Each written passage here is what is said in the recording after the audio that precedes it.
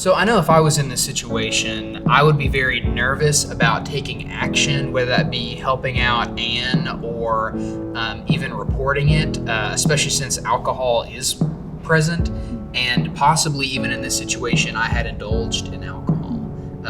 I just don't know how exactly to go about rectifying the situation. So that's what Union has a Good Samaritan or an amnesty policy for.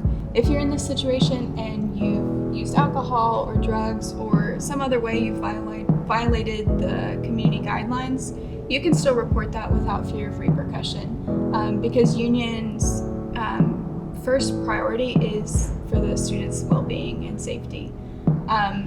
So while that is a limited policy, in this situation you can report that and you're not going to get in trouble for using the alcohol.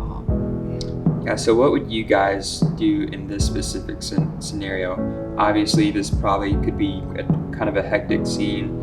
There's lots of moving parts to it. How would you guys respond? I think I would probably take a friend or some other friends that are there, and I would step in and ask Anne if she's okay.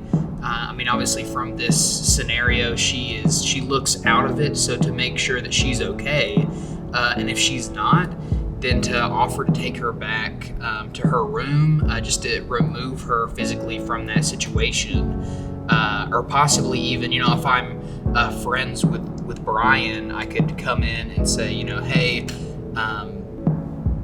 what you're doing, you need to stop what you're doing. These are great examples of bystander intervention, which is also part of creating that culture of respect on campus, like we've talked about.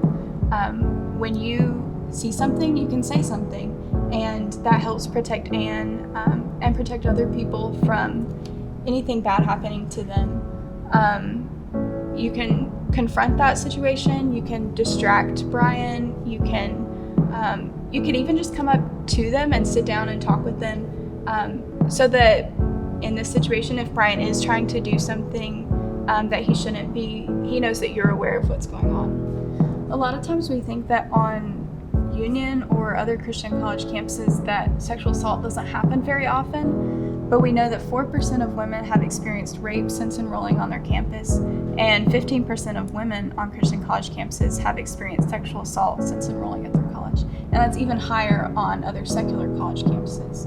And so when we add alcohol or other substances to the mix, then that chance is even heightened. And so when we're in these situations, we need to be very aware of what's going on around us. Right. And I think it's really important to highlight the community aspect of this as well, because there really is a strength in numbers. If you can have a support group to rally around these people in these situations, and that can make all the difference as well for appropriately identifying these cases. And again, even if it's a scenario as simple as having female friends over after open dorm hours, if you see this going on, it's more important to value the person who is being targeted with this and to step in and to do something than it is to do nothing at all out of fear of consequences. Absolutely.